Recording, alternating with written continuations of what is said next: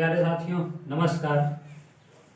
एबीटेक YouTube channel पर मैं कौशिक त्रिपाठी आप सभी का स्वागत करता हूं। और जैसा कि आपको पिछले वीडियो में बताया गया था जूनियर शिक्षक भर्ती के बारे में, आज उसी में हम विज्ञान विषय के सिलेबस की चर्चा करने वाले हैं, क्योंकि ये जो विज्ञान विषय है ये आपके इस भर्ती में बहुत ही महत्वपूर्ण रहने वाला है। क्योंकि अगर आप खंड का देखें अपना तो भी उसमें भी जनरल साइंस आएगी ही आएगी, और उसके बाद अगर आप विज्ञान विषय को सिलेक्ट करते हैं तो ये जो सब्जेक्ट है यही आपकी नैया को पार लगाने वाला है। तो आज हम बात करेंगे कि जो विज्ञान का विषय है उसके लिए आपकी क्या रणनीति होनी चाहिए और क्या उसका सिलेबस है, ताकि आप इन 50 से 60 दिनों के अंदर अपने इस विज्ञान विषय को इतना ज्यादा अच्छा कर पाए, एकदम कम से कम टाइम में इतना बेहतरीन बना पाए कि कोई भी क्वेश्चन आपके पेपर से मिस ना होने पाए। तो आज हम इस पे विस्तृत चर्चा करने वाले हैं विज्ञान विषय की जूनियर शिक्षक भर्ती के रिगार्डिंग की क्या इसका सिलेबस होगा और किस तरीके से आपको तैयारी इसकी करनी होगी। तो विज्ञान, जिसको आप साइंस के नाम से जानते हैं, साइंस जो है इसकी उत्पत्ति जो हुई है वो साइंटिया नामक शब्द से हुई है,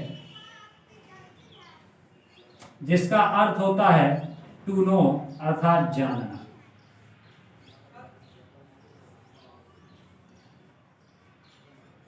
इसके बाद अगर आप हिंदी में देखेंगे तो विज्ञान का मतलब है विशेष ज्ञान, वि प्लस ज्ञान मतलब विशेष ज्ञान।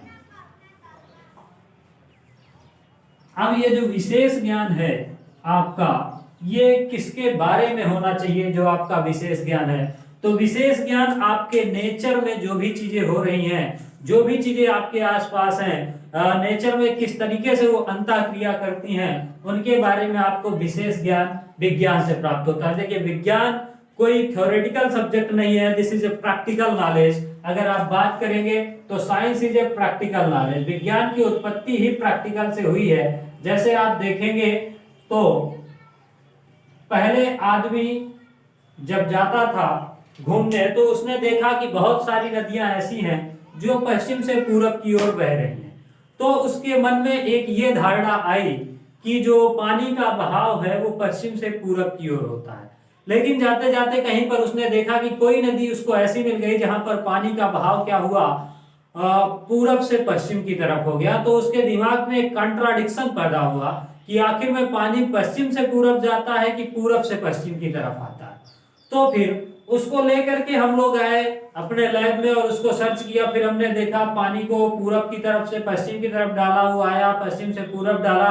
फिर उसके बाद हमने ये देखा कि एक बार हम कहीं गए पहाड़ों की तरफ घूमने, तो वहां देखा पानी ऊपर से गिर रहा था और नीचे की तरफ आ रहा है।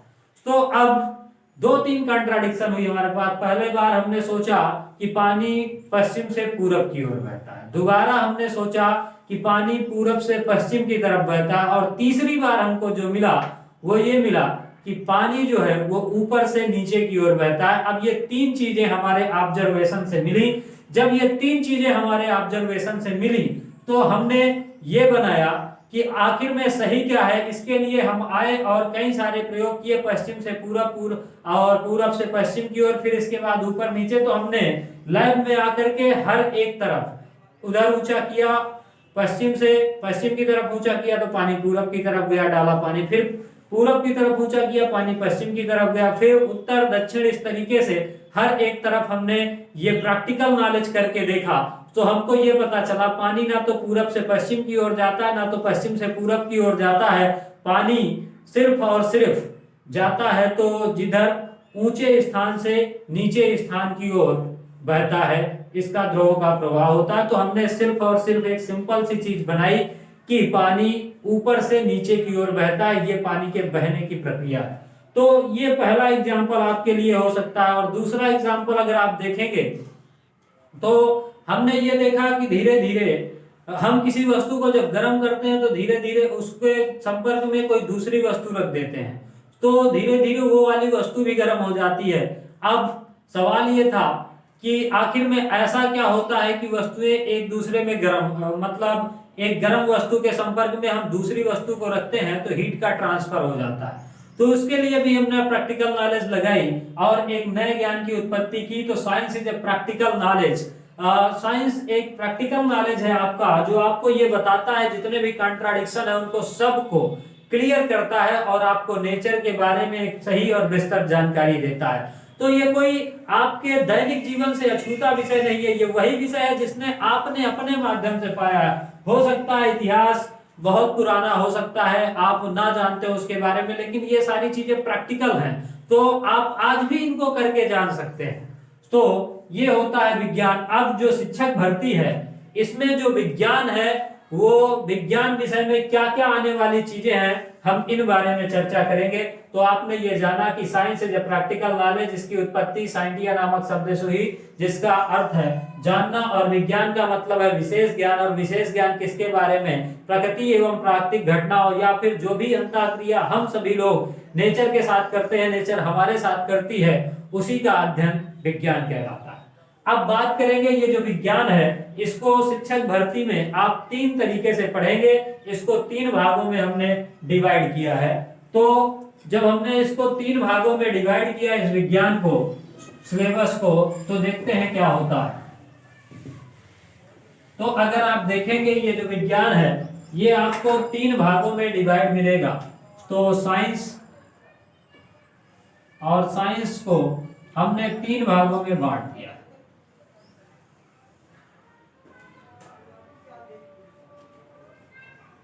जब आप 3 भागों में विज्ञान को बांटेंगे, तो आप ये मानिए कि 19वीं शताब्दी से पहले, 19वीं शताब्दी मतलब 19th सेंचुरी से पहले, विज्ञान का सिर्फ एक ही नाम हुआ करता था, वो था नेचुरल फिलॉसफी, यानी प्राकृतिक दर्शन।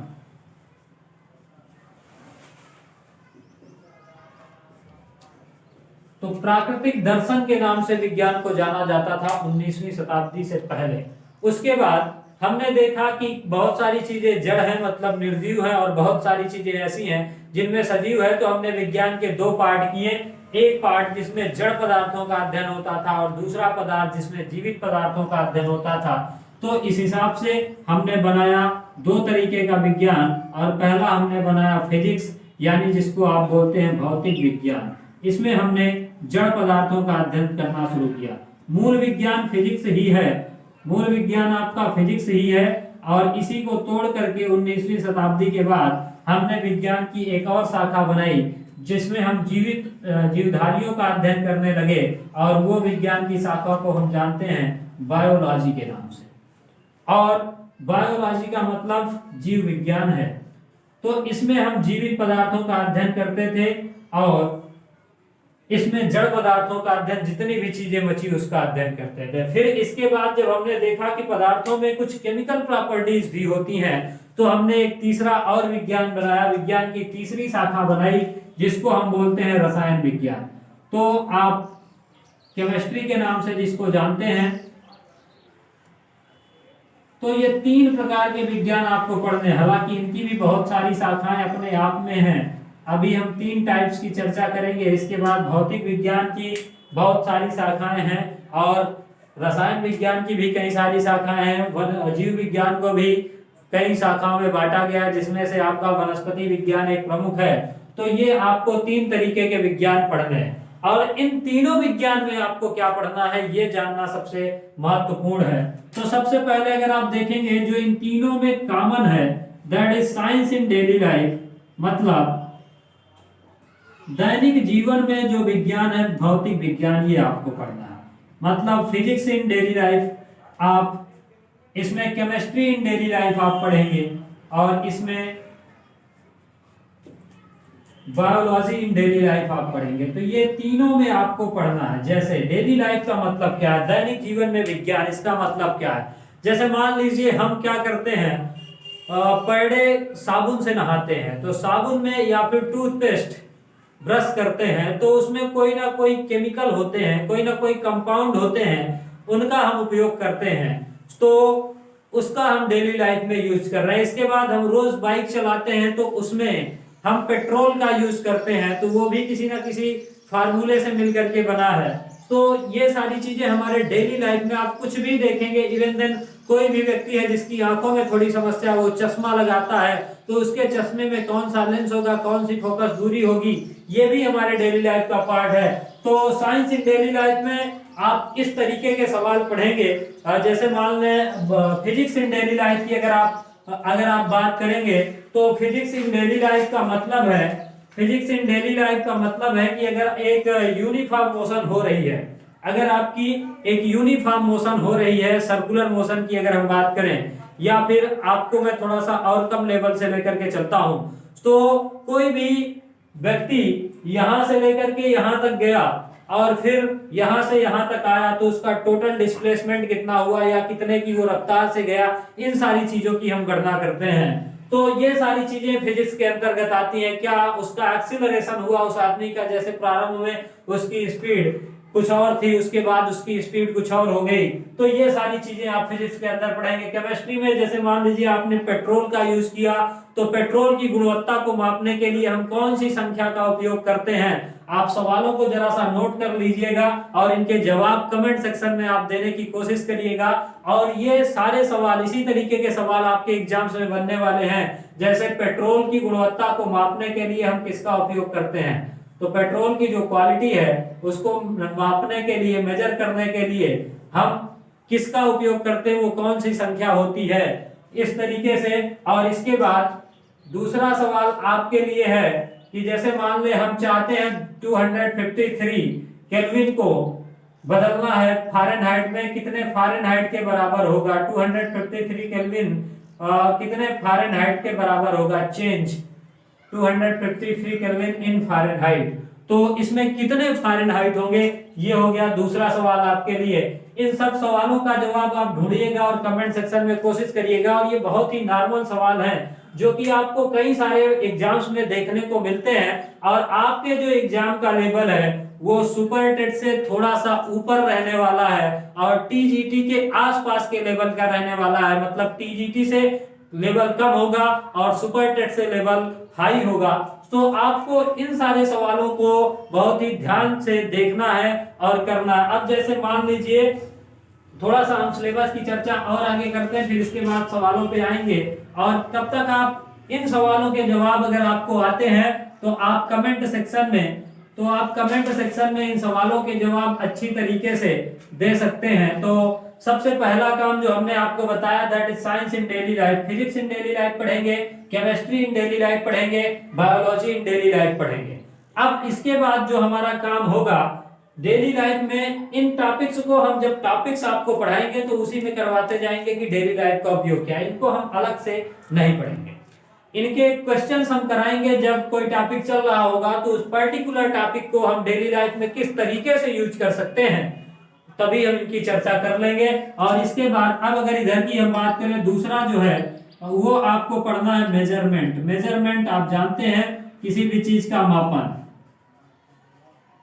तो मापन दूसरा टॉपिक है हमारा फिजिक्स में कि चीजों को हम मापते हैं। बिना मापन का कोई विज्ञान नहीं हो सकता, क्योंकि फिजिक्स एक यथार्थ विज्ञान है, एग्जैक्ट साइंस है और बिना मापे हम नहीं बता सकते इसके बारे में। तो आपको जो पढ़ना है इसमें मापन पढ़ना है और उसके बाद आपको इलेक्ट्रिसिटी पढ़नी है, मतलब विद्युत धारा पढ़नी है।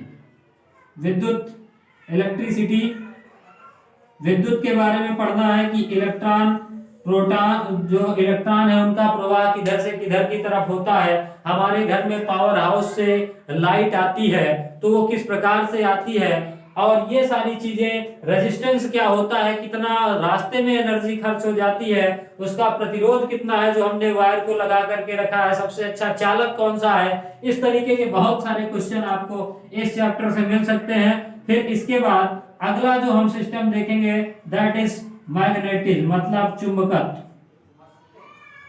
आप अच्छी तरीके से इन चीजों से परिचित हैं। जो चुंबकत्व है उसमें आपके घर में पंखा चलता है तो उसमें भी इन सारी चीजों का उपयोग किया जाता है। तो ये डेली लाइफ के एग्जांपल्स हो जाएंगे। और इसके बाद जो मैग्नेटिज्म है, चुंबकत्व, इसकी हम विस्तृत चर्चा करेंगे।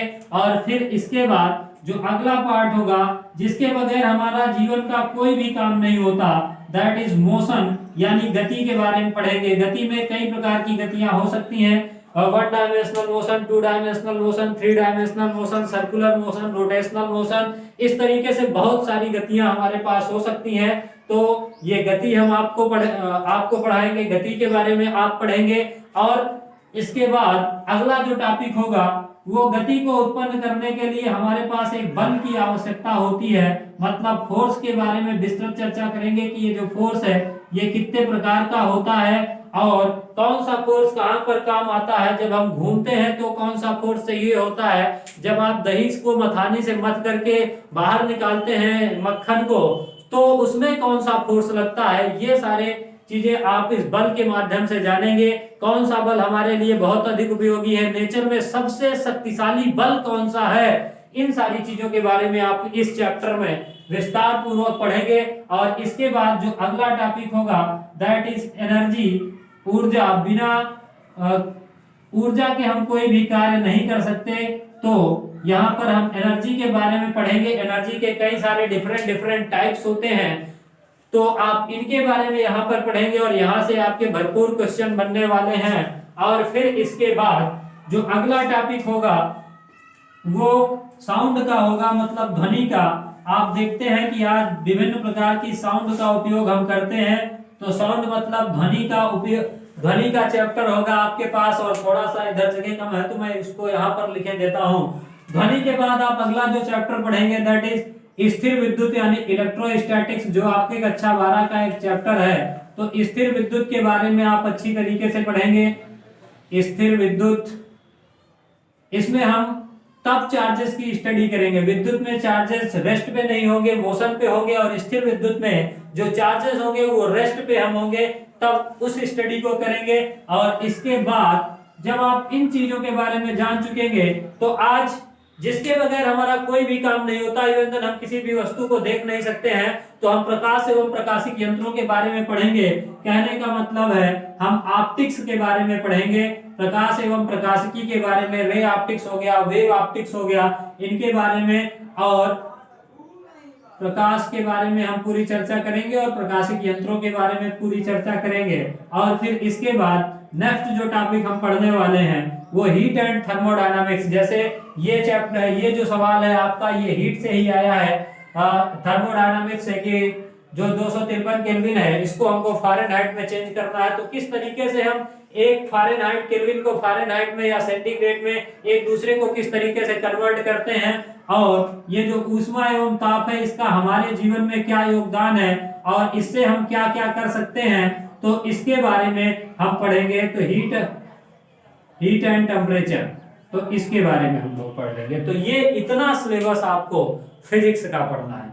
और इस आप लोग अगर चाहें तो इसका स्क्रीनशॉट ले सकते हैं, हो सकता है जरूरत पड़ेगी तो हम मिटाएंगे, और बाकी ये वीडियोस तो आपके पास रहेंगे ही रहेंगे। आप यकीन मानिए अगर आप इतने टॉपिक को पढ़ते हैं, और ये टॉपिक तो आप पढ़ेंगे ही पढ़ेंगे, लेकिन जैसे मान लीजिए हमने इसमें से 2-3 क्वेश्चन उठाए, अब इसके बाद हमने उनको 4-6 जगहों से कनेक्ट किया, उससे रिलेटेड जो जो भी पॉइंट बन सकते हैं उनको हमने अगर स्टडी किया। एक क्वेश्चन हमने लिया और उसके 4-6 जो जो भी पॉइंट जिनसे जिनसे वो कनेक्ट हो सकता है उन सब से हमने कनेक्ट किया और उनको सबको रिकॉल किया, तो यकीन मानिए आपकी स्टडी बहुत कम टाइम में और बहुत ही इफेक्टिव होने वाली है। कोई भी ऐसी चीज नहीं होगी जो आपकी आंखों के सामने से गुजरी ना हो, और अगर कोई भी चीज आपकी आंखों से गुजरी होगी तो वो आपकी एग्जाम में जरूर हेल्प करेगी साथियों। अब इसके बाद हम केमिस्ट्री की बात करते हैं कि जो केमिस्ट्री का सिलेबस है वो किस प्रकार का होगा। तो अगर आप केमिस्ट्री के सिलेबस की बात करें तो सबसे पहले केमिस्ट्री इन डेली लाइफ, ये तो आपको पढ़ना ही पढ़ना है।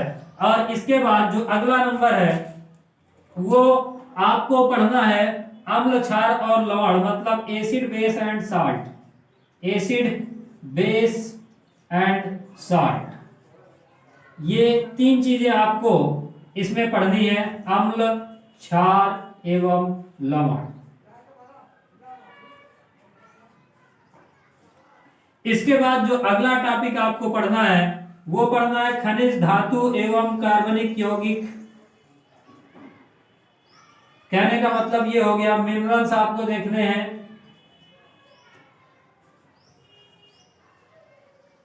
मिनरल्स आप देखेंगे और मेटल्स आप देखेंगे और इसके बाद ऑर्गेनिक कंपाउंड देखेंगे, इनके बारे में जानेंगे। मिनरल्स हो गया, मेटल्स हो गया, ऑर्गेनिक कंपाउंड हो गया, इसके बारे में हम लोग पढ़ेंगे।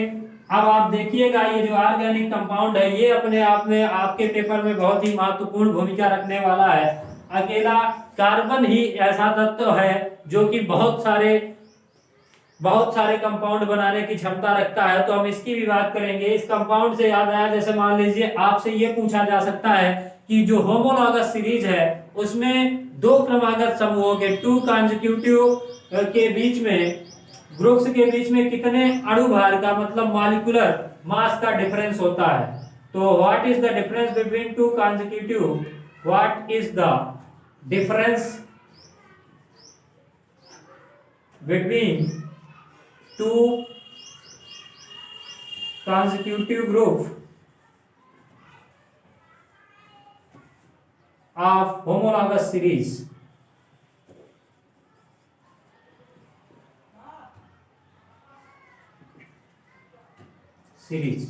मतलब जो सजातीय श्रेणी होती है, दो सजातीय श्रेणियों के, दो क्रमागत समूहों के बीच, सजातीय श्रेणी के दो क्रमागत समूहों के बीच कितने अणुभार का या कितने एटॉमिक मास का डिफरेंस होगा, ये आपको देखना है। What is the difference between two consecutive group, difference between molecular mass of two consecutive, मतलब दो होमोलॉगस सीरीज के, दो क्रमागत होमोलॉगस सीरीज के बीच में जो मॉलिक्यूलर डिफरेंस होता है वो कितना होता है, ये आपको बताना है। और इसके बाद मतलब मिनरल्स में आप देख लेंगे तो यहाँ पर हम खनिज पढ़ेंगे, धातु पढ़ेंगे, यौगिक पढ़ेंगे। खनिज हो गया, धातु हो गया, कार्बनिक यौगिक, ये दो तीन चीजें इस चैप्टर के अंतर्गत हम काफी अच्छी तरीके से चर्चा करेंगे। और यौगिक के बाद अगली जो चीज आपको पढ़नी है दैट इज, वो आपको पढ़ना है पीरियोडिक टेबल, आवर्त सारणी। ये एक बहुत ही फेवरेट टॉपिक है आपके क्वेश्चंस को पूछने के लिए। तो आप आवर्त सारणी के बारे में, पीरियोडिक टेबल के बारे में पढ़ेंगे कि कौन सा तत्व किस प्रकार के गुणधर्म को रखता है और उसका इलेक्ट्रॉनिक विन्यास, और वो कौन से संक्रमण तत्व का है, धातु है या फिर अधातु है, इन सारी चीजों की हम यहाँ पर विस्तृत चर्चा कर लेंगे। और इसके बाद अगर आप देखेंगे तो हम पढ़ेंगे मानव निर्मित वस्तुएं, man made things, man made things के बारे में पढ़ेंगे।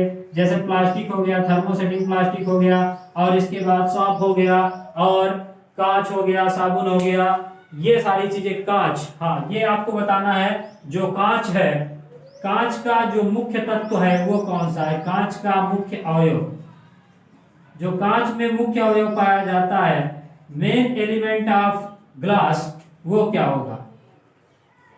और इसके बाद जो कांच का आपका अयस्क है, कांच का अयस्क मतलब और आपको बताना है वो कौन सा होगा।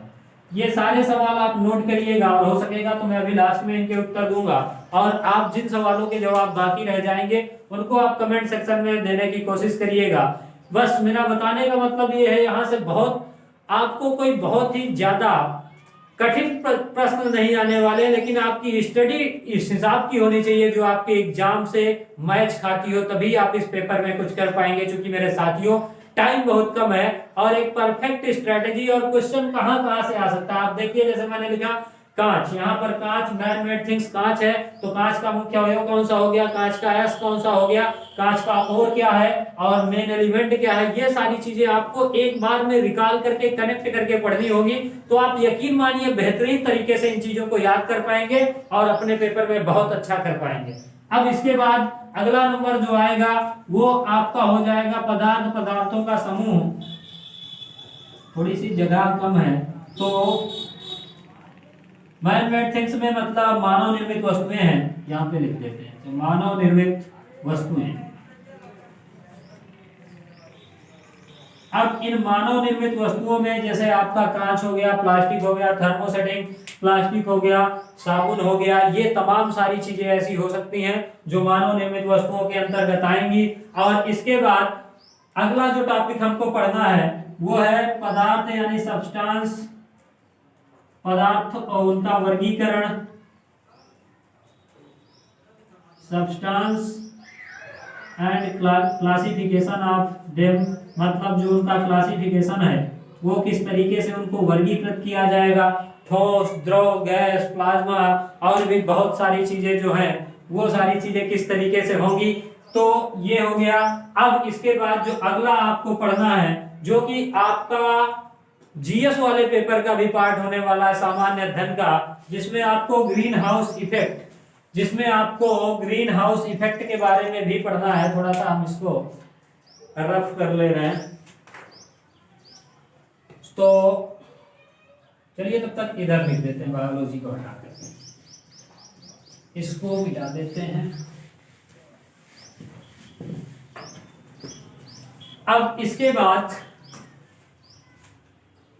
जो वायु है आपकी, एयर हो गया, कंपोजिशन ऑफ एयर हो गया, वायु का संगठन, वायु किन किन चीजों से मिलकर के बनी है, एयर, कंपोजिशन ऑफ एयर, ये सारी चीजें आपको पढ़नी है। वायु का संगठन एवं इसकी क्वालिटी भी आपको पढ़नी है। तो वायु व उसके संगठन एवं गुण।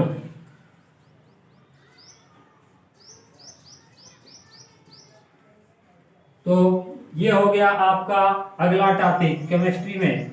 और फिर इसके बाद जो नेक्स्ट टॉपिक आपको पढ़ना है, इसी में आपका आ जाएगा ओजोन,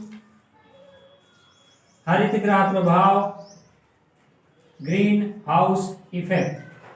तो ये सारी चीजें, अब ये तो आपके सामान्य अध्ययन का भी एक अच्छा खासा पार्ट है, जो कि आप इसमें से यहाँ पढ़ के वहां पर भी आपके लिए काफी हेल्पफुल होने वाला है। तो ओजोन हो गया, हरित गृह प्रभाव हो गया, इनके बारे में पढ़ेंगे कि ओजोन डिप्लेशन क्या होता है, कौन कौन सी गैसें हरित गृह के अंतर्गत आती हैं और ये हरित गृह प्रभाव क्या है। इन सारी चीजों के बारे में विस्तृत रूप से हम लोग चर्चा करने वाले हैं, या आपको इनको पढ़ना है। फिर इसके बाद आपको पढ़ना है अगली बार वाटर और नीड ऑफ वाटर। वाटर हो गया, नीड ऑफ वाटर, और पोल्यूशन हो गया, एंड पॉल्यूशन। तो ये सारी चीजें, इतनी चीजें आपको केमिस्ट्री में पढ़नी है। जल की आवश्यकता, जल के गुण एवं जल का जो प्रदूषण है, वायु प्रदूषण भी, मतलब जो भी वायु में भी प्रदूषण होगा तो इसको भी पढ़ लेंगे। तो ये इतनी चीजें आपको केमिस्ट्री के अंतर्गत पढ़नी है। तो ये चीजें आपको पूरी तरीके से, मतलब इसमें से आपको कोई भी टॉपिक छोड़ना ही नहीं है। अच्छा, एक टॉपिक और है, जैसे ये जो हम शर्ट पहनते हैं, रेसे और रेसों से वस्त्र हम किस प्रकार से बनाते हैं, ये भी एक टॉपिक है। तो इतने टॉपिक जो हैं ये आपको बिल्कुल नहीं छोड़ने हैं, इनके ज्यादा से ज्यादा क्वेश्चंस आपको प्रैक्टिस करने हैं। इन 50 दिनों के अंदर आपके सामने कम से कम 5000 क्वेश्चन आने चाहिए। तब आप मतलब इस तरीके से कनेक्टिविटी बनाएं, एक क्वेश्चन ले उसको 10 पॉइंट से आप कनेक्ट करें, और यकीन मानिए तब आपके सामने लगभग 5000 क्वेश्चंस आएंगे। और अगर आपने 5000 क्वेश्चन की स्टडी कर ली तो उससे बाहर साथियों आपका पेपर आने वाला नहीं है। और इस चैनल में एबी टेक में आपको कुछ इसी तरीके से पढ़ाया जाने वाला है कि एक भी क्वेश्चन आपकी नोट से और आप यहाँ के द्वारा पढ़ाए गए लेक्चर से बाहर से नहीं आएगा। अब इसके बाद हम बात करेंगे बायोलॉजी में हमको क्या क्या पढ़ना है, इसकी चर्चा करेंगे। तो मैं इसको मिटाना चाहूंगा। नेक्स्ट जो पार्ट था हमारा वो है बायोलॉजी का। अब जो बायोलॉजी है,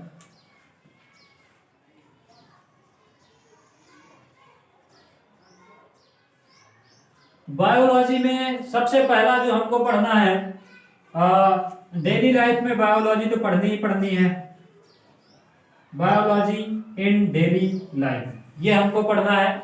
इसके बाद अगला जो हमको पढ़ना है, मतलब दैनिक जीवन में जीव विज्ञान, और दैनिक जीवन में जीव विज्ञान के बाद अगला जो हमको पढ़ना है वो living things, non living things, मतलब सजीव एवं निर्जीव, लिविंग, नॉन लिविंग, एंड इनका जो क्लासिफिकेशन होता है, वर्गीकरण, ये भी पढ़ना है। तो सजीव, निर्जीव एवं उनका वर्गीकरण, और उनमें जो अनुकूलन होगा, एडाप्टेशन, और जो परिवर्तन होगा, उन सारी चीजों को हमको पढ़ना है। एडाप्टेशन हो गया, अनुकूलन हो गया, परिवर्तन हो गया, ये सारी चीजें आपको पढ़नी है। तो सजीव, निर्जीव, सजीव कामा निर्जीव कामा, इसके बाद आपका हो गया इनका वर्गीकरण हो गया, सजीव निर्जीव का वर्गीकरण, और फिर इसके बाद इनका अनुकूलन और इनमें जो परिवर्तन होते हैं वो सारी चीजें हमको पढ़नी है। और इसके बाद अगला जो टॉपिक आएगा वो हमको पढ़ना है structure of animal, structure of animal and work and working की किस प्रकार से होगी। सपोज यहाँ पर स्ट्रक्चर ऑफ एनिमल मतलब जंतुओं की संरचना, जैसे कौन से जंतु किस प्रकार की जगह पे रहते हैं, उनका कार्य क्या है और उनसे हमको क्या लाभ है, दैनिक जीवन में वो किस तरह से उपयोग किए जा सकते हैं। तो जंतुओं की संरचना एवं उनके कार्य, ये चीजें पढ़नी है आपको। इसके बाद जो अगला आने वाला है दैट इज हमारी बॉडी एक छोटी सी कोशिका से बनी होती है। एक छोटी सी कोशिका से स्टार्ट होकर के सेल डिवीजन प्रोसेस के द्वारा अंग तंत्र पूरी बॉडी का निर्माण हो जाता है। तो कोशिका से अंग तंत्र तक मतलब सेल टू बॉडी पूरा टोटल स्टडी करनी है। कोशिका से अंग तंत्र तक मतलब जैसे इसमें अंग तंत्र का मतलब क्या हुआ कि बहुत सारी चीजें ऐसी होंगी। सपोज आपका पाचन तंत्र है तो उसमें कई सारे अंग भाग लेते हैं। आपका कंकाल तंत्र हो गया, तो ये इस तरीके से आपको इसमें टोटल स्टडी करनी है। जितना आपकी बॉडी का रूल्स रेगुलेशंस, कौन सा अंग किस में काम करता है, इन सारी चीजों की प्रॉपर स्टडी आपको करनी होगी यहाँ पर सेल टू बॉडी में। और इसके बाद अगला जो नंबर आएगा that is food health hygiene. Food हो गया, भोजन हो गया, स्वास्थ्य हो गया, फूड हेल्थ हाइजीन डिजीज, इन सारी चीजों के बारे में पढ़ना है। यहां से आपके क्वेश्चन काफी आने वाले हैं। फूड हेल्थ हाइजीन डिजीज, इनमें से काफी क्वेश्चन आने वाले हैं। भोजन, स्वास्थ्य, रोग, रक्षा, पोषण, इस तरीके से यहां से भी आपके काफी क्वेश्चन आने वाले हैं। और फिर इसके बाद नाइट्रोजन साइकिल भी आप देखते हैं, तो नाइट्रोजन साइकिल मतलब नाइट्रोजन चक्र इसमें हो जाएगा। फसलों के बारे में भी आप पढ़ेंगे, क्रॉप्स के बारे में यानी फसलों के बारे में आप पढ़ेंगे। और फिर इसके बाद जंतुओं में जनन एवं पोषण आपको पढ़ना है। तो reproduction in animals, reproduction and nutrition in animal and plants, ये आपको पढ़ना है। जंतुओं एवं पादपों में पोषण व जनन, ये आपको पढ़ना है।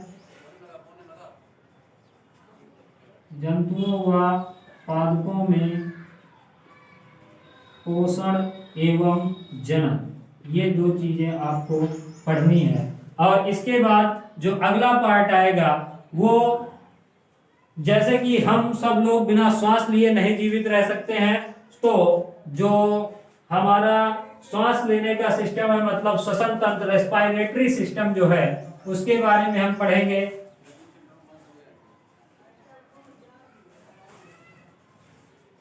और श्वसन तंत्र के बारे में, और श्वसन तंत्र में कौन कौन से अंग भाग लेते हैं, ये सारी चीजें हम डिस्कस करेंगे। और इसके बाद जो अगला नंबर है एक्सक्रीटरी सिस्टम मतलब उत्सर्जन तंत्र, उत्सर्जन तंत्र के बारे में हम लोग पढ़ लेंगे। और फिर इसके बाद जो एक चीज जिनसे हमारी सारी क्रिया होती है, ब्लड ग्रुप और ब्लड वेसल्स, इन सारी चीजों के बारे में पढ़ेंगे। ब्लड हो गया, ब्लड ग्रुप हो गया, ब्लड वेसल्स हो गया, इस तरीके से इन सारी चीजों के बारे में हम पढ़ेंगे। तो ये इतनी चीजें आपको पढ़नी है किसमें, बायोलॉजी के अंदर। और ये आपको केमिस्ट्री के अंदर कुछ पार्ट जो इधर लिखा था वो मैं मिटा चुका हूं, और इतनी चीजें आपको फिजिक्स के अंदर पढ़नी है। ये आपका सिलेबस है। और जो मैंने आपको क्वेश्चन दिए हैं 3-4, कि पेट्रोल की गुणवत्ता कौन सी संख्या के द्वारा मापी जा सकती है, ये पहला आपका सवाल है। दूसरा सवाल है 273 डिग्री केल्विन को हम किस तरीके से फ़ारेनहाइट में चेंज कर सकते हैं, या चेंज करेंगे तो क्या वैल्यू होगी अपनी। और इसके बाद अगर कोई एक बॉडी है वो circular motion, uniform circular motion कर रही है, तो उसमें जो चेंज हो रहा है वो क्या चेंज हो रहा है, ये आपको बताना है। और इसी तरीके से आप मान लीजिए जो अयस्क है शीशे का ओर, लेड का जो ओर है वो कौन सा है, और जो शीशा है उसका मुख्य घटक क्या है, मतलब उसमें सबसे जो मेन पार्टिकल है वो कौन सा है। शीशे को सुपर कूल्ड लिक्विड भी बोला जाता है, अतिशीतित द्रव। तो इस तरीके से आप कंडक्ट करेंगे एक दूसरी चीजों को, और इनके सभी सवालों के जवाब आप कमेंट सेक्शन में कमेंट करेंगे। और कल हम नया जब क्लास स्टार्ट करेंगे तो फिजिक्स की क्लास स्टार्ट करेंगे और मापन से पढ़ना हम लोग शुरू करेंगे। और आप इन सवालों के जवाब कमेंट सेक्शन में दीजिएगा। सबसे पहले हम इन सवालों के जवाब कर देंगे और इसके बाद मेजरमेंट से आपकी धुआंधार क्लासेस स्टार्ट होंगी। और यकीन मानिए अगर अब तक आपने साइंस की क्लास में आपको बोरियत फील हो रही थी, आपने अच्छी तरीके से नहीं पढ़ा था, तो उसके बाद आपको साइंस से एकदम लगाव हो जाने वाला है। आप साइंस के साथ लव फील करेंगे, आप साइंस के लव में गिर चुके होंगे, ये मेरा दावा है दोस्तों। आपको सिर्फ और सिर्फ कंसंट्रेट होकर के पढ़ना है। इससे अच्छा सब्जेक्ट और इससे बढ़िया सब्जेक्ट आपको कोई फिर इसके बाद समझ में नहीं आने वाला है। और मैं इतना ही कहूंगा कि आप अपनी स्टडी को बरकरार रखें। आज हम इतने में ही अपने सेशन को क्लोज करते हैं और मिलते हैं अगली बार एक नई शुरुआत के साथ। और वो क्लास होगी मापन की, हम फिजिक्स से स्टार्ट करेंगे। और यहाँ पर आपको जो फिजिक्स में आपके कम से कम 4-5 न्यूमेरिकल भी आने वाले, उनको हम न्यूमेरिकल्स आपको किस तरीके से हल करना है, ये सारी चीजों पे हम डिस्कस करेंगे। सो आप लोग अपने दोस्तों के साथ इसको ज्यादा से ज्यादा शेयर करिए ताकि ये जरूरतमंद लोगों तक पहुंचे, और कल की क्लास को ज्वाइन करना ना भूलें। Thank you friends, thank you, all the best.